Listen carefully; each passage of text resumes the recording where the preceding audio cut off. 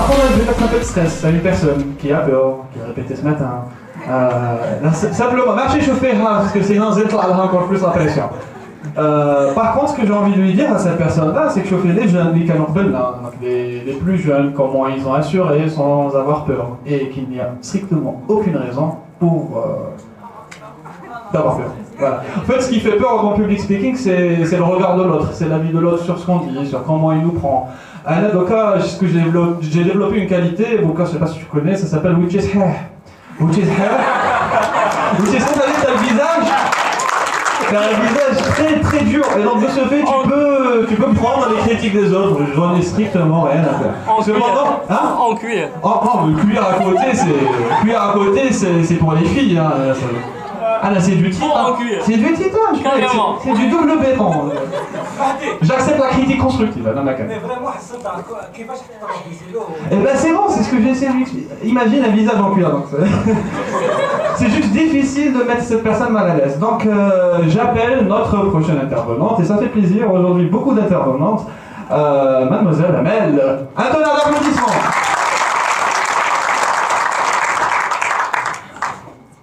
Bonjour et bienvenue à tous à Photoshop. Je m'appelle Amel Benaïda, étudiante en première année à l'École nationale supérieure d'informatique. Je vais vous parler aujourd'hui de la réussite et des rêves. Mais d'abord, je vais vous raconter l'histoire d'un jeune Algérien. Ce jeune Algérien est né aux années 80 à Tizi Ouzou, où il a eu à traverser son parcours scolaire et universitaire. En effet, il atteint l'université de sa wilaya et réussit à obtenir un DES en biochimie en 2003. Mais ses rêves étaient plus grands que ça. Il ne voulait pas s'arrêter ici. Il voulait voir plus loin. Alors, il s'engage pour quitter l'Algérie.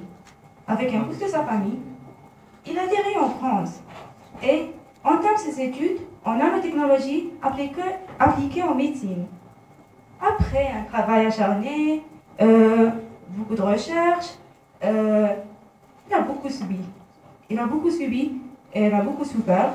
Mais enfin, il a réussi à obtenir un master suivi d'un doctorat dans son domaine en 2009. Mais ses ambitions sont beaucoup plus grandes que ça. Il veut encore continuer dans ses études et suivre son rêve jusqu'au bout. Alors, il part encore, mais cette fois, il rejoint le pays par excellence en développement technologique et recherche scientifique, les États-Unis américains. Il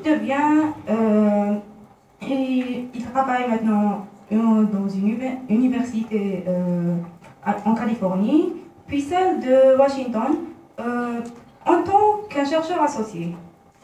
Alors, quelqu'un pourrait deviner c'est qui? C'est celui qui a découvert. Oui, effectivement, c'est Abdelmalek Abbas. Il a aujourd'hui 35 ans. Il a été sélectionné parmi les 10 top lauréats dans la première édition d'un concours conduit par Technology Review, par un institut américain. Ce concours distingue chaque année les 10 meilleurs jeunes créateurs et inventeurs dans leur domaine au niveau mondial. Ce jeune Algérien est à l'origine d'une invention qui est sur le point de révolutionner la médecine. Il invente des biocapteurs ultra sensibles et beaucoup moins chers que ceux qui existent aujourd'hui. Grâce à lui, dans quelques années, les gens seront capables de faire des autotests, d'identifier leur maladie, sans avoir à se déplacer aux hôpitaux. Mais revenons un peu sur son histoire. Comment? Pourquoi a-t-il réussi? Certains diront parce qu'il a poursuivi ses études à l'étranger. Je dirais non. Il est le produit d'une université algérienne. Comme moi, il a eu à faire la file en cantine avec sa cuillère dans sa poche. D'autres diront parce qu'il a des moyens. Il est une famille riche. Non, croyez-moi, c'est pas du tout ça. Il réclame dans une interview le 1er janvier 2004. J'ai 4 € dans ma poche, une dette conséquente et un couvert bancaire. Il a fallu allouer une chambre avec 5 autres étudiants algériens et se nourrir du pain tartiné en margarine et du pommier du jardin universitaire. Certes, ce n'est pas la vie du luxe. D'autres diront peut-être c'est par chance, par hasard. Non, ce n'est pas ça. Parce que la réussite ne peut pas être le fruit du hasard. Je ne parle pas ici que de la Basse Abdel Nord.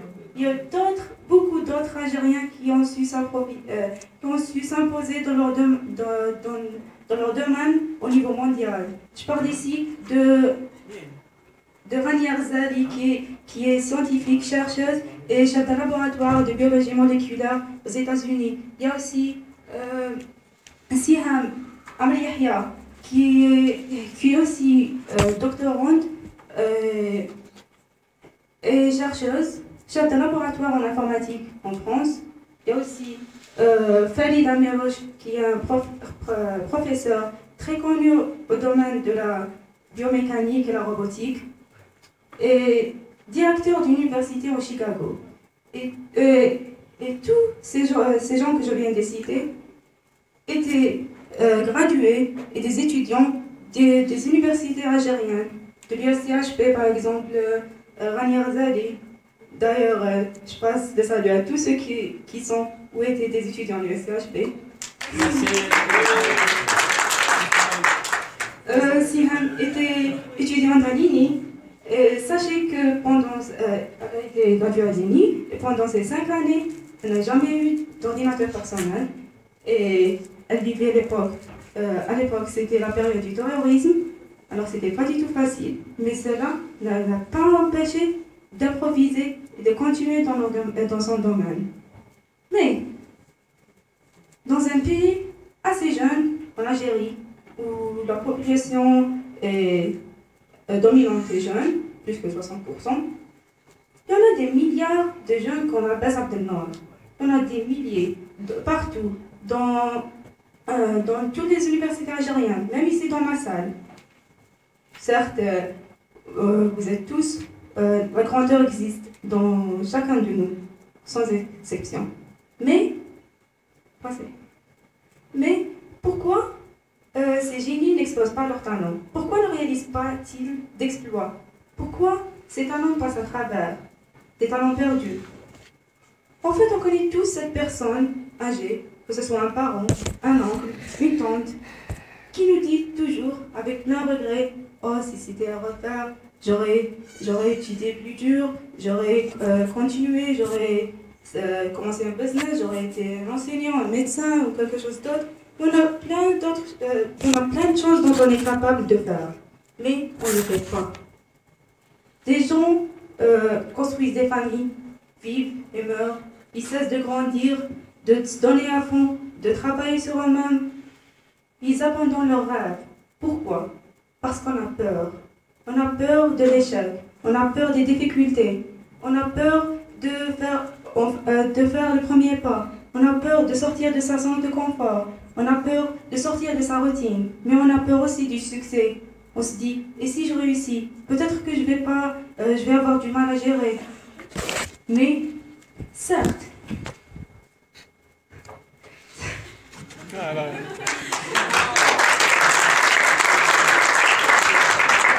certes que c'est dur, c'est pas facile, qu'il y aura des obstacles, mais les gens qui suivent leur rêve ont une signification différente de vie.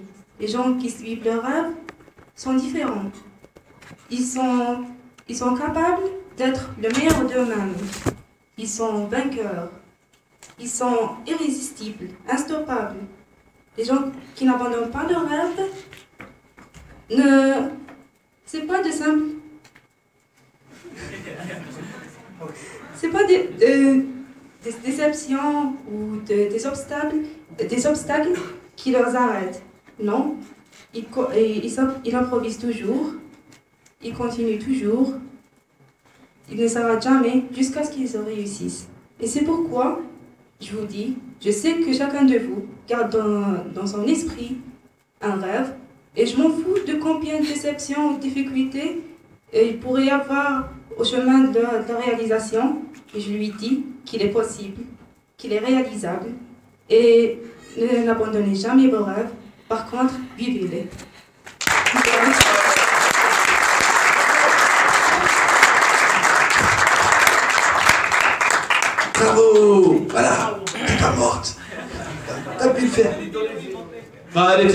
en mode mort vivant.